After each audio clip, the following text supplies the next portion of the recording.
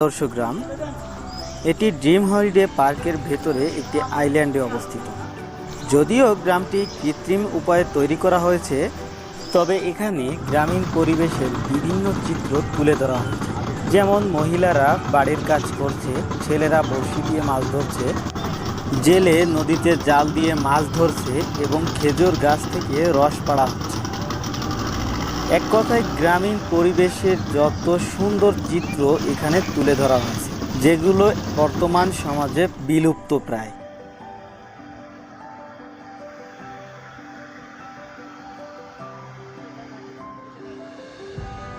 আদর্শ গ্রামের ঠিক উল্টা পাশে দেখতে পাবেন আদিবাসীদের জঙ্গলে বসবাস করার কিছু চিত্র ফুটিয়ে তোলা হয়েছে, যেখানে আদিবাসীরা কিভাবে জঙ্গলে বসবাস করত তার একটি খণ্ড চিত্র অঙ্কন করা রয়েছে।